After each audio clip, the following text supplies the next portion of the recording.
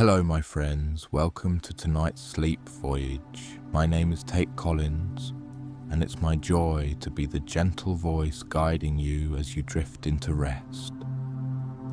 Tonight, you are here to relax, to let go, to listen softly as the world outside quiets, and you begin to float on the gentle current of your own breath. With every word, you'll feel your mind grow lighter, your body softer, and your thoughts quieter. This is your time, a quiet journey to the edge of dreams, where you can simply let yourself be carried away into a deep, healing sleep. Happy dreaming. Tonight, we drift into a library unlike any you've known, a place where the books whisper, the floorboards hum with memory, and the dust dances in beams of golden light. You wake on a velvet chaise, wrapped in a woolen blanket, with no memory of how you got here. There's a note on the table. Congratulations. You are the head librarian in a secret wing of the Library of Congress in 1943, filled with books banned from time itself. So tonight we slip into soft slippers. We steep Earl Grey tea, your favourite, in a warm mug with a slice of lemon and a dash of cinnamon. We shelve stories that almost breathe, and we discover that somewhere between the shelves and the stars, a quiet kind of magic has been waiting for you. You wake slowly, the way you might wake from a nap you hadn't planned. Not in a bed, but somewhere warm and quiet and full of soft, muffled sounds. You're lying on a velvet chaise, deep green, a little worn around the edges, with golden tassels that brush the old wooden floor. There's a heavy wool blanket draped over your legs, and your head is resting on a stack of thick, leathery books. The kind with gold lettering and ribbon bookmarks. You don't remember falling asleep, but it doesn't matter. Everything around you feels peaceful, safe, like the world can wait. The air smells like a mix of paper, cedar, and a hint of something floral. Maybe old perfume clinging to the fabric of the curtains. Overhead, a glass skylight filters in buttery morning light, just enough to catch the lazy drift of dust motes floating like tiny golden stars. Somewhere nearby, a grandfather clock ticks. Not loud, just steady, calming. You hear the gentle flick of pages turning, though you're the only one here, or so it seems. Your fingers brush over the worn spine of the book beside you, and you realize your hands are warm, wrapped in soft, fingerless gloves, the kind knit with care and just a little too much yarn. Your clothes feel lived in and comfortable. A thick cardigan wraps around you like a hug. You sit up slowly, stretching, and the wooden floor creaks ever so slightly beneath your feet. There's a cat, curled like a comma, on top of a stack of books nearby, striped, with one ear slightly bent, and eyes that half open just enough to acknowledge you with the sleepy respect of someone who's been here longer than you have. It doesn't move. It just lets out a low purr and goes back to dreaming. You look around, and that's when you notice the note, a small envelope perched delicately on the side table next to a brass lamp. It's sealed with wax and marked with your name, written in looping, careful ink. You open it with a quiet crinkle. The message inside is simple. Welcome, librarian. The library is yours now. Tea is in the usual place. Don't forget to water the fern. There's no signature, just a tiny hand-drawn picture of a key. You rise, slowly, your slippers padding softly across the floorboards. The library stretches out before you like a labyrinth of stories. Narrow aisles of crooked shelves and crooked books, ladders on wheels, small pools of morning light warming the floor. You run your fingertips along the spines as you pass. Some are soft like velvet, others crackle with ancient bindings. All of them whisper to you, not in words but in presence. They've been waiting. You pass a dusty globe, a typewriter covered with a lace doily, and a weathered armchair with a shawl tossed over the back. Everything looks touched by time, but not forgotten, cared for, treasured. Somewhere a kettle hums quietly to life, and just before the cat stretches and yawns, you take a deep breath of old stories, soft light and quiet belonging, and begin your first morning as the keeper of this forgotten magical place. You make your way deeper into the library, the soft hush of the wooden floor whispering beneath your slippers. The cat follows behind you now, a few lazy steps at a time, as if it's making sure you're doing things properly. Perhaps it's the true librarian, and you're just the apprentice. The stacks stretch on in every direction, tall and a little crooked, as though they've grown that way on purpose. Some lean together like old friends, whispering secrets from shelf to shelf. Others stand tall and proud, books tucked tightly in their places. There's a sense of memory here, as if the library itself remembers every footstep, every whispered story, every finger that ever traced its pages. You pass a narrow hallway where morning light pours through stained glass, fragments of warm red, soft blue and green like moss. The colours shimmer faintly across the floor, dancing with the dust. You find the tiny kitchen tucked behind a bookshelf labelled folklore, moths, maps and moonlight. It's a cosy little space with a kettle already waiting on the stove, a tin of loose leaf tea beside it labelled lavender fog. Someone at some point thought to leave you a porcelain cup, blue and white with a crack down the side that's been lovingly sealed with gold. You fill the kettle, your fingers brushing cool brass. As the water heats, the rising steam curls into the beams of sunlight, soft and glowing. The smell of lavender, bergamot and something faintly citrus begins to fill the air. A tiny clink as you stir in a spoonful of honey.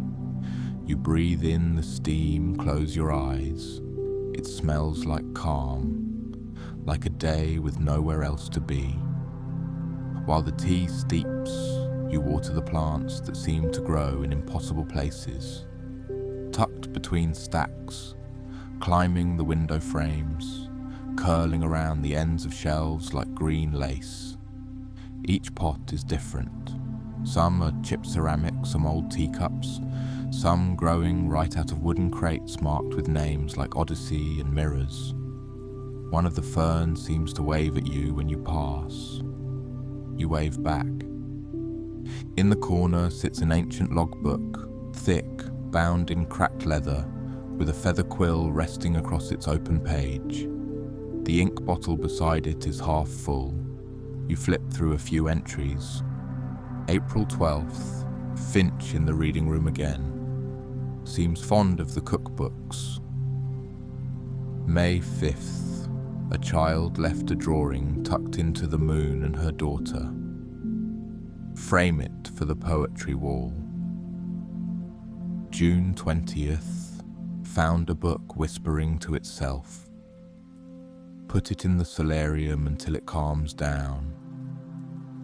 You smile and dip the quill into the ink. The pen glides smoothly over the page, like it knows the rhythm already. July 28th, first morning. Tea was kind, cat suspicious, fern well hydrated. You set the book aside and take your cup of tea, still warm, lightly steaming, back into the main room. Now begins the shelving. It's a kind of quiet ritual, and you find yourself slipping into it with surprising ease. You hum softly, a tune you don't recognize but feels familiar, as you gather books left on tables and tucked in reading nooks. Some are ancient, with handwritten notes in the margins. Others are oddly new, covers still glossy, smelling faintly of fresh ink. You don't remember the library acquiring them, but here they are. You wheel a little cart between the stacks. The wheels squeak gently, a comforting sort of sound, like an old friend clearing their throat before telling you a story. You file each book in its place, guided more by instinct than order. It's as if the books tell you where they want to go. One shelf near the back has a carved wooden sign that reads, "Unnecessarily specific topics." You smile as you shelve titles like A History of Umbrellas in Opera and The Art of Whispering to Owls. In one corner, a book rests on a pedestal beneath a small beam of light. It's open to a page with a delicate pressed flower, a violet. You don't touch it. You just breathe it in. The cat watches from the windowsill, tail flicking gently. Outside, the world seems slow and sleepy. The cobbled street is quiet except for the occasional chirp of birdsong and the soft shuffle of someone walking past with a basket of bread. Back in the main hall, you light a few of the brass reading lamps scattered across tables. Each one clicks softly, then flickers to life, casting warm golden pools of light that stretch like melted butter across the oak.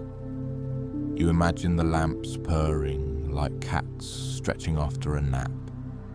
You gather the return slot books, a little stack of well-worn tomes waiting by the front desk. Someone has slipped a dried sprig of rosemary between the pages of a gardening book. Another book smells faintly of perfume and salt water, as if it spent time near the sea. You place them lovingly back on their shelves, whispering the titles aloud as you go. The Clockmaker's Atlas, How to Fold a Map with Your Heart, the soft-spoken guide to the universe. And then, when all is quiet again, you curl up in the reading nook near the window, your tea still warm, the light still gentle, and listen, not for noise but for silence, a kind of silence that wraps around you like a woolen shawl, heavy, comforting, full of stories not yet told. After shelving the last returned book, a thin, tattered volume titled Instructions for Breathing Under Moonlight, you stretch your arms above your head and let out a small sigh, the kind of sigh that belongs to a slow morning, a sigh that lets the air out gently, like a kettle cooling after a boil. Your slippers whisper against the floor as you wander past a long row of encyclopedias. The spines feel smooth beneath your fingertips, warm from the sun that slips in through high, slanted windows. Somewhere far off, a breeze nudges a half-open window and makes the lace curtains sway like a sigh. The scent of old paper mingles with lavender tea, pinewood dust, and something else. Something faintly sweet and floral, like forgotten perfume clinging to the velvet of memory. You pause near a shelf labelled Miscellaneous Oddities and lean in to examine a title. Volume 9 of 9, What to Do When Books Speak First. You chuckle softly, then tilt your head. A sound, a rustle, a faint creak like a sighing hinge or a chair shifting its weight in another room. But you are alone. At least, you thought you were. Curious now, you follow the narrow aisle between tall shelves. The path is winding and oddly quiet, the kind of quiet that hums in your ears. Dust hangs in the air like lace, and the wooden floor groans with every step. Not loud, just expressive. As if the floorboards are keeping track of your journey. The cat doesn't follow this time. She's curled up again, dreaming of birds or floating feathers, or nothing at all. This part of the library feels older, not in age, though certainly it is ancient, but older in soul. The wood here is darker, the air cooler. You trail your fingers along the grooves of the shelves, feeling names carved in foreign alphabets, not by vandalism, but by loving, careful hands. Letters that look like vines or waves or stars. And then you see it. A ladder, old and iron-wheeled. It leans against a wall that looks just like any other. Tall shelves lined with quiet spines. But something is off. The ladder is angled ever so slightly, almost as if it's pointing. You give it a gentle tug, and the wheels creak forward.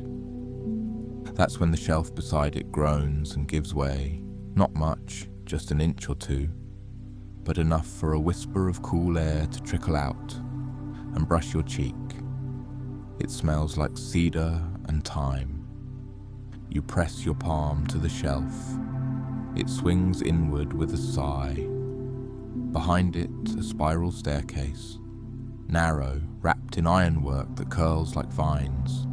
You step inside without hesitation. Something deep in your chest tells you, this place is yours now. Your slippers brush each step with a gentle tap, and the deeper you go, the cooler the air becomes. The stone walls glisten faintly with old moisture, and your breath clouds just a little. A soft glow blooms ahead, warm and flickering, like candlelight behind stained glass. You reach the bottom. The room is round, domed, and filled with what looks like treasure, but not the kind that clinks or sparkles. Number. These treasures are softer, stranger. Old globes, their surfaces faded and hand-painted, sit in corners beside wooden crates filled with rolled scrolls. Star charts stretch across the domed ceiling, a whole night sky inked in deep indigo dotted with soft golden stars that seem to glow with their own quiet light. In the center of the room, a large desk carved from walnut, the surface covered in opened letters, dried flowers and glass jars filled with tiny objects. Sea glass, buttons, feathers, pieces of string tied in tiny knots. You run your hand along the letters. The ink is faded, but the handwriting dances, looping and elegant. You pick one up. It begins. To the future librarian. If you are reading this, then the library has chosen you, just as it chose me. Remember, not all books have pages. Some live in voices, in footsteps, in the hush between breaths. Look for the books that don't sit still. You gently place it back. A drawer in the desk creaks open to your touch. Inside, keys. Dozens of them, each with a tiny tag. The key to the wind room, the key to the backward shelf, the key to the room that only opens when it rains. You smile. You don't know what any of it means, but somehow you do. In one corner you find a velvet armchair, its cushions deep and slightly sunken, as if someone used to sit there for hours. You lower yourself into it. The chair groans softly, then welcomes you.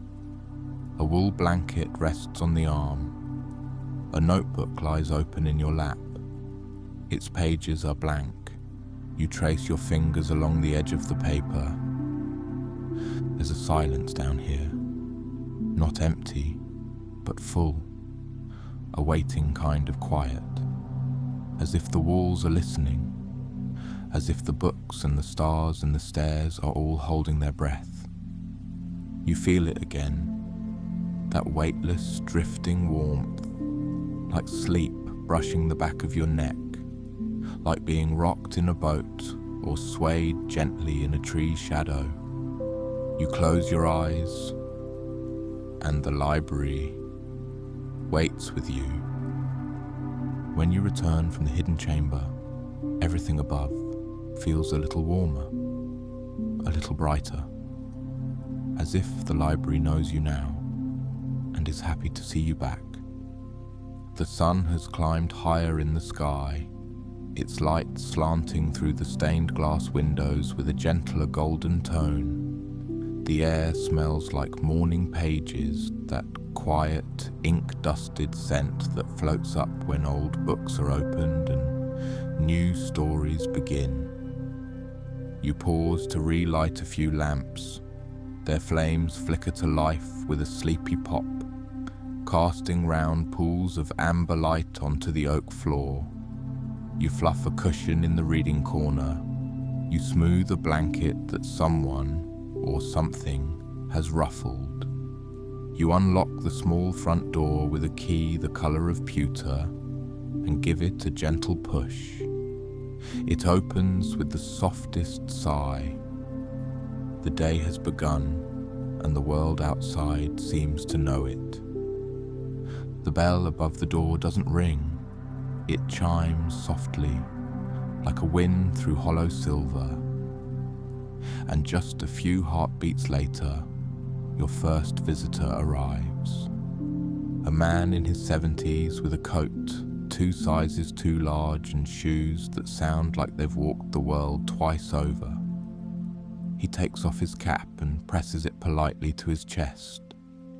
"Poetry," he says, smiling. "Something with rivers in it." You nod and guide him with a wave of your hand, down the aisle marked watery themes and gentle sadness. His footsteps trail behind you like echoes in soft velvet. You pull a slim book from the shelf, bound in pale linen. He opens to a random page, reads the first line aloud. "I left the map behind because the river already knew where I needed to go." His eyes crinkle at the corners and he nods, as if he's just remembered something long forgotten. He disappears into an armchair, folds himself like origami into the cushions, and vanishes into the words. A little while later, the door opens again. This time, a child, barely tall enough to see over the counter, hair like wind-blown straw, eyes wide with possibility.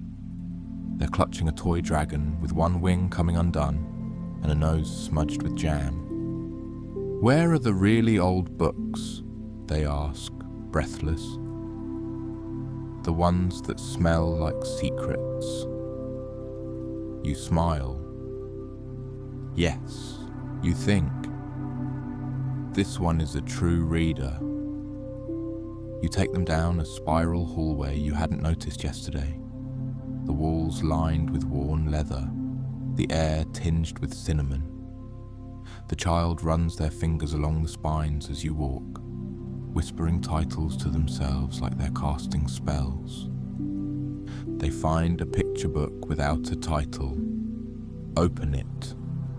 Inside, illustrations of a dragon drinking tea with a fox in a library just like this one. They grin. "This'll do." You nod and leave them there, cross-legged, humming, reading aloud to their toy dragon in the quiet that only children truly know how to carry. The next guest arrives like a breeze. A woman in her 40s wrapped in a shawl the colour of dusk. She carries a satchel heavy with something more than books, perhaps grief or worry. or the weight of time. She lingers near the front shelf, running her hand along the wood like she's forgotten how it feels to touch something that won't ask for anything back. You offer her a cup of tea. She accepts with a wordless smile. She wanders to the poetry alcove and eventually settles near the fireplace, tucking her feet beneath her like a cat. Her book falls open to a page titled How to Hold Light When It's Gone Cold. You don't ask what she's reading. You just place a blanket nearby and let her have her silence. And so the day drifts on, slow and dappled like sunlight through trees. Someone leaves a tiny drawing on the local history shelf, a pencil sketch of the library with stars overhead and a cat in the window. You find it and place it on the pinboard above the desk. The cat meows in approval and curls back into her nap. You host a story hour for an audience of 2, an older couple who sit hand in hand, listening to your voice echo gently between the shelves. You read from Tales of the Wandering Wind, a story of a lighthouse, a long-lost letter, and a sea that remembers names. Your voice grows slower with every page, softer, warmer, until even the clock above the fireplace seems to still. Later, you tidy the cushions and close a few half-read books, careful not to lose anyone's place. A pair of reading glasses rests forgotten on a windowsill.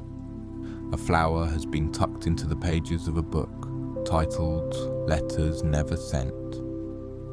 You add it to the growing collection on your desk. Outside, the shadows stretch long. The scent of the air changes, cooler, tinged with chimney smoke and honeysuckle. Someone in the street is whistling a tune you almost recognize.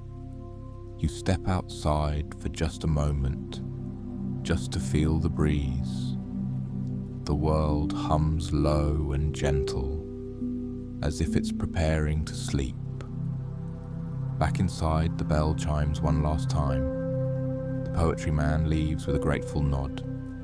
The child waves their dragon's paw goodbye. The woman with the shawl gives you a small envelope with a sprig of lavender inside. No words, just that. You hold it to your chest, just for a moment. The lamps flicker. The walls breathe. The library once again is still, but not empty. Never empty, just resting. You stand at the front of the library, hand resting on the brass doorknob, and take one final look at the cobbled street beyond. Lanterns are flickering to life along the lane. One by one, their glow reflecting in puddles from a long-forgotten rain. Somewhere nearby, a dog barks, not sharply, just once, as if to say goodnight. With a gentle click, you close the library door and draw the thick velvet curtain across it. The world outside fades to a hush. Inside, it's a cocoon of warmth, of stories, of pages that have stopped turning for now. You begin the ritual of closing, slow and careful, like tucking in a child or folding the corner of a letter you've written with love. You dim the lamps one by one, each flame bowing out with a tiny breath. Shadows stretch upward, soft-edged and sleepy, clinging to the corners like house cats. The last lamp you leave lit is the one in the back reading nook, its golden pool of light still wrapping around the armchair like a quiet promise. You gather stray books, the ones left on tables draped over cushions perched on windowsills. You don't scold them. You thank them. You stack them gently on the return cart and whisper their titles like blessings. The Thief Who Stole Tomorrow. Clouds are just the sky thinking aloud, the art of listening to walls. Each book seems to hum beneath your fingertips, as if pleased to be remembered. The cat rouses from her nap and stretches long and luxurious.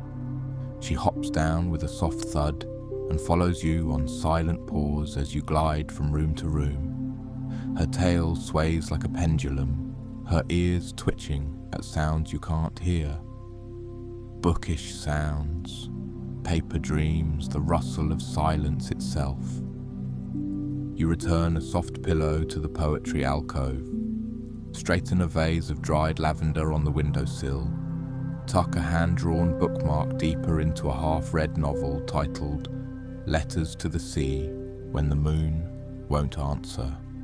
In the kitchen, the last of the tea has gone lukewarm. You pour it into a tiny porcelain bowl and set it on the floor for the cat.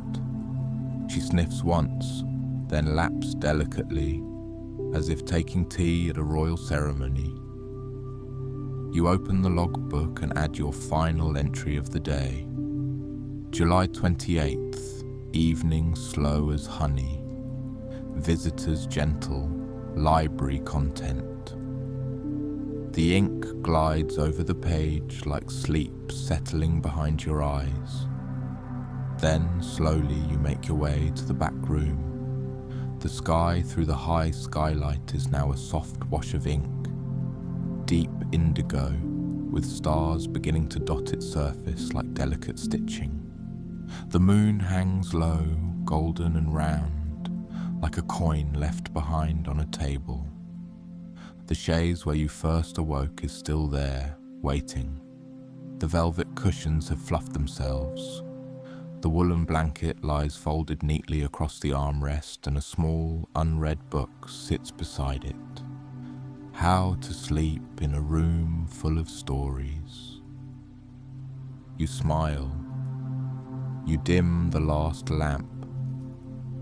The room becomes a gentle dusk. Not darkness, not quite. Just enough light to find your way by memory. You settle onto the chaise, the cushions sighing beneath your weight, the blanket wrapping itself around your legs like an old friend. The cat curls beside you, her purr a steady hum, like the turning of distant pages. You open the book. The first sentence reads, "Once you slow down enough, the world becomes a story." You close your eyes. All around you, the library exhales. You can hear the hush of the shelves settling in for the night, the creak of old floorboards relaxing, the soft flutter of pages adjusting themselves on the breeze of dreams. The scent of lavender lingers in the air, blending with the warm, woodsy scent of books and the faintest hint of rain. The stars above you twinkle through the skylight, small and kind. One falls, just a little streak of silver across the sky. You make no wish. You need nothing more than this. And so, wrapped in words and wool and the quiet belonging of a place that chooses its people carefully, you drift, you float, you sleep. The library watches over you, a gentle keeper of dreams, until morning comes again.